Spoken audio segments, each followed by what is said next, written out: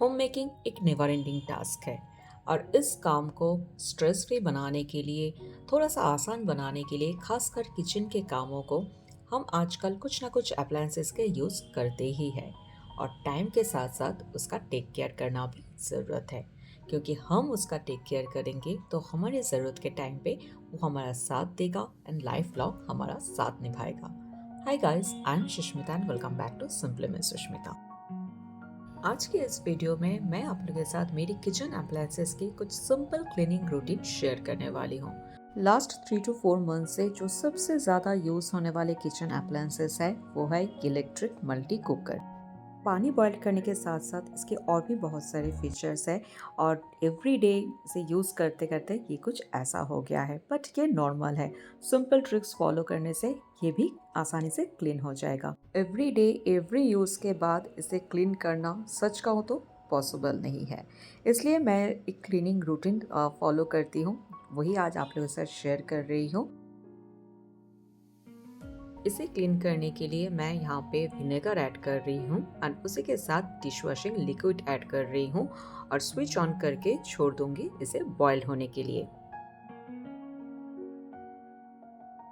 जब इसमें बॉइल्ड आना स्टार्ट होगा तो इसका जो स्टबन स्टेन है वो धीरे धीरे लूज होना स्टार्ट होगा और इससे हमारा जो क्लीनिंग प्रोसेस है वो इजी हो जाएगा। मेरे इस केटल में जो स्टेन है वो स्टबन बन चुका है, इसलिए ये वाला जो प्रोसेस है वो मैं दोबारा अप्लाई करूंगी और इस बार थोड़ा सा पानी भी ऐड कर रही हूँ और फिर से इसे बॉइल्ड आने के लिए छोड़ दूंगी। और जब तक ये बॉइल्ड हो रहा है तब तक इसका जो और भी बहुत सा अटैचमेंट है उसे क्लीन कर लूंगी। पानी बॉईल करने के साथ साथ इसमें एग बॉईल करना, वेजिटेबल स्टीम करना, मैगी पास्ता बनाना, राइस कुक करना, बेक करना, बहुत सारे फीचर्स है। मैंने बेक तो नहीं किया है, बट बाकी सारी चीज़ मैं डेली बेसिस में यूज़ करती हूँ और यूज़ करते करते उसमें स्टेन आना नॉर्मल है।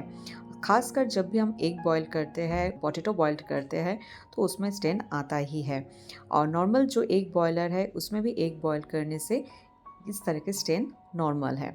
सो सिंपल इस तरह के ट्रिक्स फॉलो करने से, नॉर्मल क्लीन करने से ये आसानी से क्लीन हो जाता है। सो मेरा जो एक ट्रे है वो भी आसानी से क्लीन हो गया है, अब देख ही सकते हो। इस केटल के बाकी जो भी अटैचमेंट थे वो क्लीन हो गया है।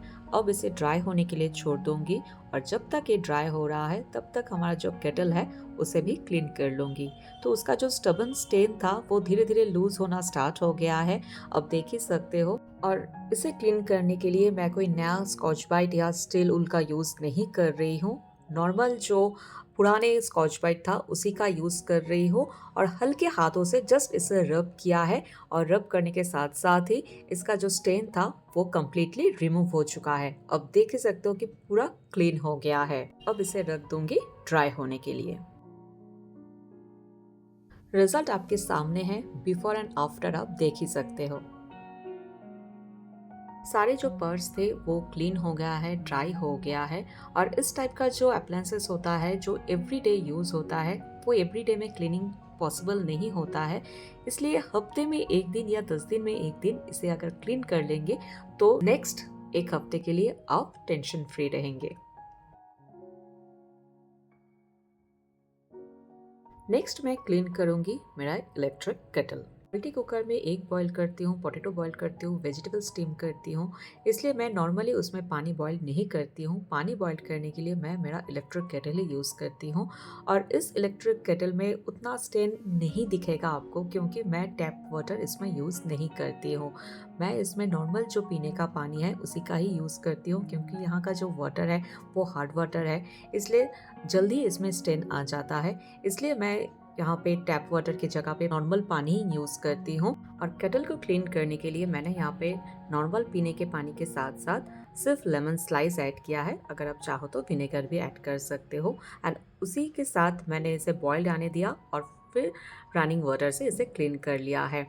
Running water normally tap water ही यूज़ किया है, अगर इसे मैं क्लीन नहीं करूँगी, ड्राई नहीं करूँगी तो उसका स्टेन आ जाएगा, इसलिए इनर पार्ट को मैंने ड्राई कपड़े से अच्छी तरह से पोंछ लिया है और आउटर बॉडी को क्लीन करने के लिए मेरा जो DIY सोल्यूशन है उसी का ही यूज़ कर रही हूँ। मेरा केटल वाइट कलर में है, इसलिए डस्ट बहुत जल्दी विजिबल हो जाता है। उसके बाद आता है मेरा माइक्रोवेव, जो एवरीडे डिनर के टाइम पे खाना गर्म करने के लिए यूज़ होता है। और मेरा माइक्रोवेव नॉर्मल माइक्रोवेव है, यानी इसमें सिर्फ खाना गर्म होता है और मैंने क्लीन नहीं किया है, तो इसका हालत कुछ ऐसा हो गया है। तो इसे क्लीन करने के लिए मैंने नॉर्मल पानी लिया है और उसमें लेमन स्लाइस ऐड किया है। अब इसे छोड़ दूंगी 5 मिनट के लिए माइक्रोवेव होने के लिए। 5 मिनट हो गया है, अब इसे क्लीन कर लूँगी। क्लीनिंग के लिए ये वाला स्टेप हमने इसलिए किया है, जो पानी एंड जो लेमन स्लाइस हमने बॉइल्ड होने के लिए डाला था, इससे जो भ्रिपर अंदर क्रिएट हुआ है, उसी से जो चिपचिपाहट है, जो गंदगी है अंदर, वो लूज़ होना स्टार्ट हो जाएगा और क्लीनिंग जो प्रोसेस है हमारा वो आसान हो जाएगा।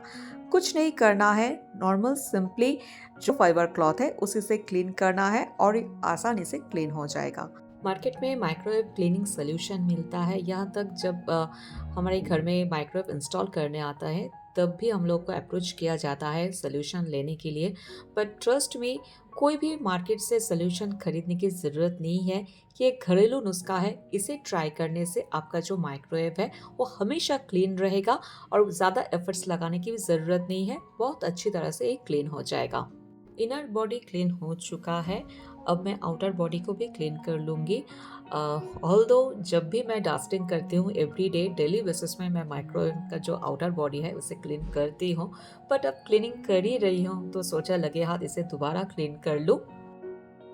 माइक्रोवेव के अंदर का जो ट्रे है उसी को भी क्लीन कर लूँगी एंड ड्राई होने के लिए छोड़ दूँगी। सच कहूँ तो ये वाला वीडियो बनाने के लिए पर्टिकुलर मैंने माइक्रोवेव बहुत दिनों से क्लीन नहीं किया था।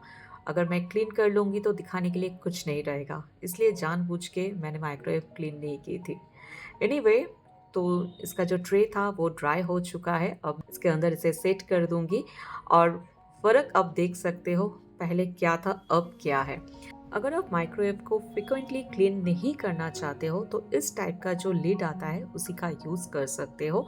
इसी से खाना भी गर्म हो जाएगा और माइक्रोवेव जल्दी गंदी भी नहीं होगी। नेक्स्ट मैं क्लीन करूंगी मेरा मिक्सर ग्राइंडर, जो हर अल्टरनेटिव डे पे मेरे घर में यूज़ होता है। मिक्सर ग्राइंडर को मल्टीपल चीज़ें पेस्ट करने के लिए, ग्राइंड करने के लिए हम यूज़ करते हैं और टाइम के साथ साथ इसमें फाउल स्मेल आना भी स्टार्ट होता है। इस तरह की फाउल स्मेल से अगर आप छुटकारा चाहते हो तो घरेलू जो नुस्खा है, घर में जो चीज़ें मिलती है उसी से हम इसे आसानी से क्लीन कर सकते हैं। तो मैं यहाँ पे जो डिश वॉशिंग लिक्विड है उसे ऐड कर रही हूँ, उसके साथ सिर्फ पानी ऐड कर रही हूँ और इसे एक बार मिक्सर ग्राइंडर में इसे चला लूँगी। 2 या 3 बार मैं इसे चला लूँगी और उसके बाद इसकी जो स्मेल है वो चला जाएगा। डिश वॉशिंग लिक्विड में लेमन रहता है, इसलिए अलग से लेमन ऐड करने की ज़रूरत नहीं है, बट अगर आप चाहो तो विनेगर ऐड कर भी सकते हो, ये ऑप्शनल है।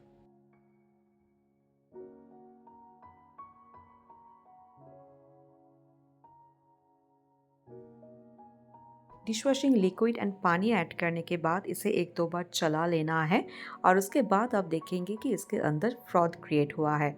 अब इसे नॉर्मल टैप वाटर से सिर्फ क्लीन कर लेना है और ड्राई होने के लिए छोड़ देना है।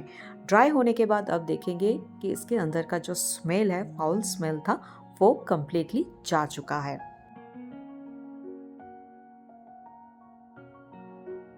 जब तक मेरा जार्स ड्राई हो रहा है तब तक इसका जो आउटर बॉडी है उसे भी मैं क्लीन कर लूँगी और क्लीनिंग के लिए जो मेरा DIY सोल्यूशन है उसी का ही यूज़ कर रही हूँ। बहुत तरीके की चीज़ें हम इसमें पेस्ट करते हैं, ग्राइंड करते हैं, हम लस्सी बनाते हैं, चिकन को पेस्ट करते हैं, तो अंदर से एक फाउल स्मेल आना वो लाजमी है। इसलिए टाइम टू टाइम इसे अगर इस तरह से क्लीन कर लेंगे तो जो स्मेल है वो ऑटोमेटिकली चला जाएगा। घरेलू टेक्निक अप्लाई करके मिक्सर ग्राइंडर का जो ब्लेड है उसे भी आप शार्प कर सकते हो।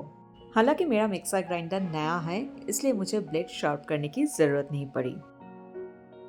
लास्ट एंड मोस्टली यूज़ होने वाले जो अप्लायंसेस है वो है एयर फ्रायर। ऑयल कंजम्पशन कम हो इसलिए मेरे घर में एयर फ्रायर का यूज़ होता ही है। और इसे क्लीन करने के लिए जो स्टेप हम लोगों ने माइक्रोवेव क्लीन करने के लिए किया था उसी स्टेप को यहाँ भी फॉलो करेंगे। पानी लिया है बोल में और उसमें लेमन स्लाइस ऐड किया है। अब स्विच ऑन करके इसे 2 मिनट के लिए गर्म होने के लिए छोड़ दूंगी।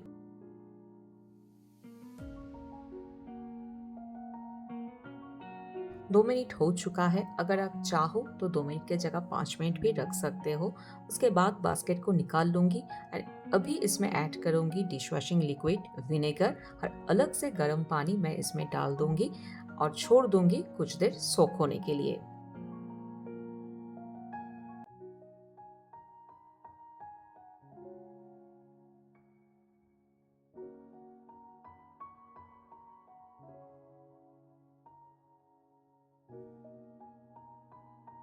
बोल में मैं लेमन स्लाइस ऐड की थी। उसी लेमन को जहाँ जहाँ पे चिपचिपाहट है उसमें थोड़ा सा हल्के हाथ से रब कर दूंगी और छोड़ दूंगी सोक होने के लिए। अब इसका जो आउटर बॉडी है उसे क्लीन कर लूंगी और उसे क्लीन करने के लिए जो DIY सोल्यूशन है उसी का ही यूज़ कर रही हूँ।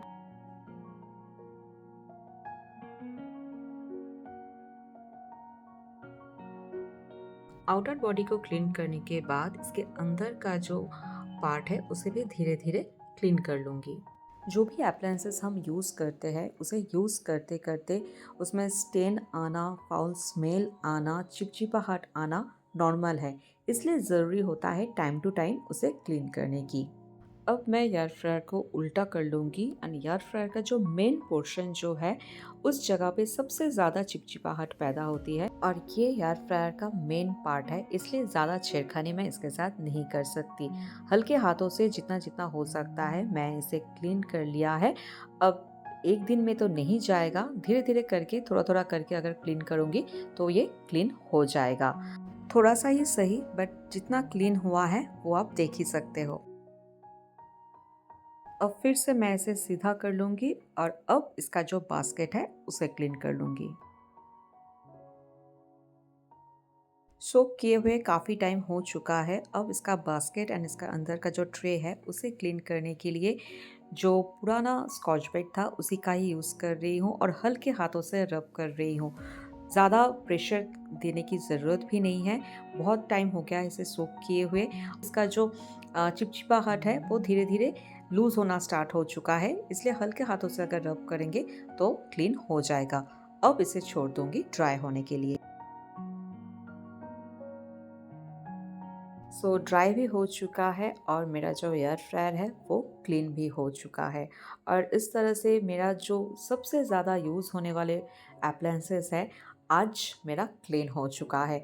अब नेक्स्ट टाइम जब भी मैं इन अप्लायंसेस को यूज़ करूँगी तब वो सब मुझे क्लीन मिलेगा। किस तरह से मैं अपने अप्लायंसेस की टेक केयर करती हूँ और घर की चीज़ों से किस तरह से अप्लायंसेस की टेक केयर किया जा सकता है वही आज इस वीडियो में मैंने आप लोगों से शेयर किया है। अगर आज का वीडियो आप लोगों को अच्छा लगा है, थोड़ा सा भी अगर आप लोगों के लिए हेल्पफुल हुआ है तो प्लीज़ वीडियो को लाइक कर दीजिएगा। चैनल में अगर पहली बार आए हैं तो चैनल को सब्सक्राइब ज़रूर कर लीजिएगा। मिलते हैं आप लोगों से नेक्स्ट वीडियो में, तब तक के लिए simply miss Sushmita signing off.